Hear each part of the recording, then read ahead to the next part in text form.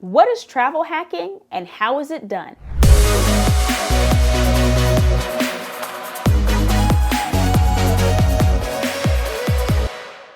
By the time you're done watching this video, you're going to learn what you need to do right now to get started in travel hacking. First, we're going to define travel hacking and what it is and is not. Next, we're going to look at what your specific goals are so you can identify the tools that'll help you become a professional travel hacker. Lastly, you're going to walk away with some of my favorite tools that I use for travel hacking tips. Let's go ahead and get started. So you might be wondering, why is a futurist doing a video on travel hacking? Well, I'm actually a futurist in the area of consumer technologies. And I don't know if you've heard of a man named Harry Connick Jr., but in a past life when he had his show, I was the person he would bring in to talk about travel hacking secrets. And so I know a little bit about this, not just professionally, but in my personal life, I am excellent at finding all kinds of great deals and making things work in ways that the average person would never know, so that I have these incredible travel experiences. And I want to share my secrets with you. So what is travel hacking? All it is using strategies like rewards and miles and technology to save money or gain exposure to experiences that you normally wouldn't have access to. So here's my question. Why do you want to travel hack? Because not all travel hackers have the exact same goals. Are you trying to travel and save money at the same time? Maybe you have limited funds, or maybe you have unlimited funds, but you're one of those people who just really likes good deals, right? Maybe that's your goal. Maybe you're just trying to see more of the world, and it's not about saving money, but gaining access to experiences or opportunities that other people don't. Or maybe it's not even about all these experiences. Maybe you're a business traveler and you just want to be put in a better position the next time there's a storm or something else that throws off travel. Or maybe you're just a professional who travels quite a bit for business and you just want to have some tricks up your sleeve the next time the unexpected happens. Before we go any further though, I do want to issue a warning. We're going to talk about loyalty programs and credit card points and things like that. And there are a lot of credit cards that people use for travel hacking.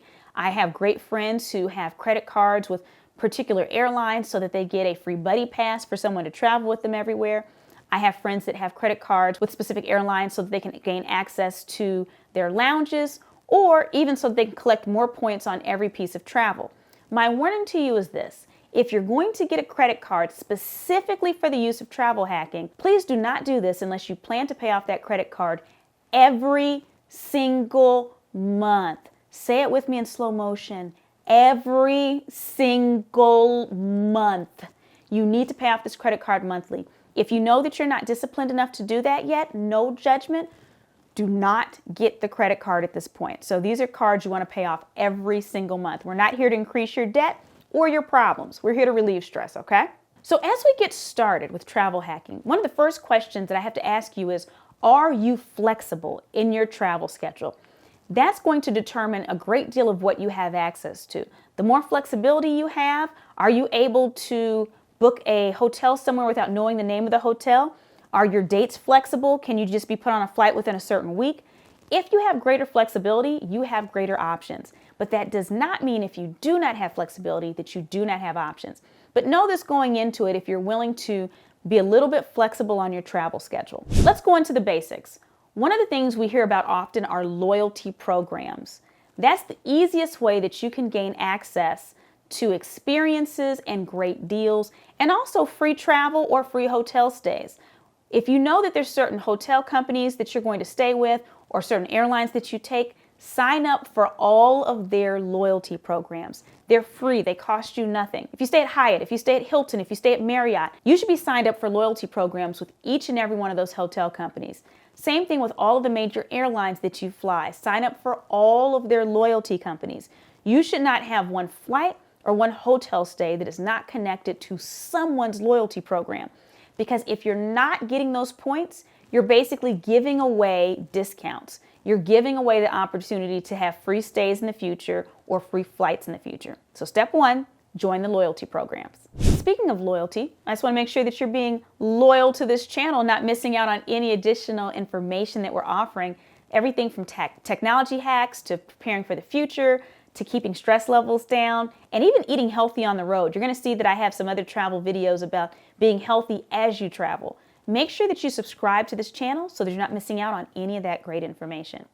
Now it's time for us to get into some of the travel hacking tools. Now, please understand that there are hundreds of websites and tools that you can use to be a travel hacker. We just don't have enough time to go over all of them. And I want to start with some so that even those of you that are new to travel hacking, you'll still gain something from it. One of my very favorite tools is Google Flights. Go ahead and Google Flights to get in there. There's so many incredible ways that you can use it. My favorite thing about Google Flights is that you can enter in whatever your travel information is, the date you're trying to go, when you're coming back, the airlines you're considering, and it helps you compare many of the major airlines. Now, I want to be clear, it doesn't include all of them. Like Southwest doesn't appear there. There's several airlines that don't appear on Google Flights, so you'll have to look them up separately. But for me, it's one of the most efficient ways to see all the different flight options out there. Additionally, one of the other things you can do is if you're a little bit more open-ended and maybe you don't know where you're going, you can actually put the date that you're leaving and returning and leave it open as to where you're going. Or maybe you say you just want to go to the Caribbean, or maybe you just want to go to Latin America. And as you put that in, it'll give you all the options that fit within those parameters. Now, this is great if you're trying to travel on a budget, because now you can see where's the cheapest place you can go to the Caribbean during this time period, or where's the cheapest place you can go to Asia during this time period. That's a very simple hack that'll help you consider alternatives that you may not have considered so that you're not strapped to just one particular location, but you see many different locations that are similar. Let me give you a sneaky tip too. For those of you who are business travelers, you've probably had your trips interrupted by weather before, or maybe a particular airline's having some challenges with their booking system, so things are going down. Maybe there's a lot of cancellations.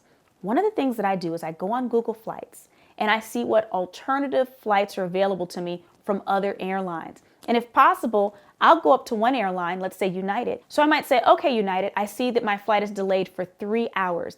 I see that you have another flight that's going to the same location. It's leaving out in an hour. Can you put me on that flight? But here's a secret that many of you may not know. You can also have them put you on other airlines' flights at times as well. So you can say, hey, United, I know you have a deal with Delta. United can get you on Delta and American. They all have deals with each other, even though they're not a part of the same flight alliance, right? And say, hey, I know that American has this flight at this time, or Delta has a flight at this time.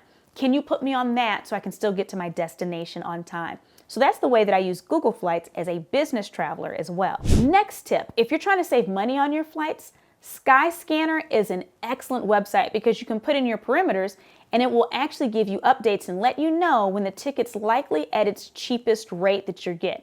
It's going to look at past data and information and analyze it and send you an update saying, ooh, the flight's gone down by this amount. You probably want to jump on this now. Hopper is another great similar site for finding different flight availability for your time period. Let me give you a third-party warning though.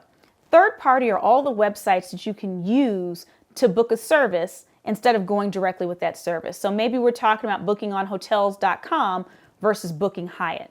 Here's my warning to you. You really want to try to avoid booking through a third-party engine. You can use them to find the best deals, but ideally you almost always want to book the flight or the hotel directly. Here's the reason why. In a past life, I was a hotel revenue manager. You might be thinking, what is that? Revenue manager, inventory control manager. That's the person who's in charge of the inventory of a hotel on any given day. What happens is most hotels, your goal is to sell out. Ideally, you want to sell out. The only way you're going to sell out is if you oversell. And airlines are the same way. That's why when you check in for your flight, sometimes they ask if you'd be willing to take a later flight for a certain amount of money.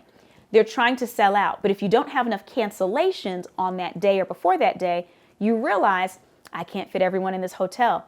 And so what you do is you create something called a walk list. This is something that's an industry standard. At the beginning of the day, we create this list. So you might be thinking, oh, I'm going to be fine. If I check in earlier the day, they're not going to walk me. They're going to wait for the last few people to show up. Not true. We already identify who it is we're going to walk based on the limited number of cancellations. And guess who we're going to walk? It's going to be the third-party people. It's going to be the people who are not brand loyal. Because if you booked with us directly, you're more than likely going to come back. You care about the brand. But if you're booking through a third party, you only care about pricing. So it's not like we stand as much to lose with you. So we're more than likely going to put you on that walk list so that whatever time of day you show up, we're going to say, oh, we're so sorry. We're overextended on rooms. But don't worry, we've already got you a room at this other nearby hotel we're going to provide transportation to take you over there. And that hotel may or may not be quite as nice as the one that you're in. I shared this whole thing with you to say, you really want to book directly with hotels and airlines, not with the third parties themselves. If you see a cheaper rate on the third party sites than what you see when you go into the individual hotel or airline site, calling them and say, hey, I'm seeing this rate here. Are you able to match it?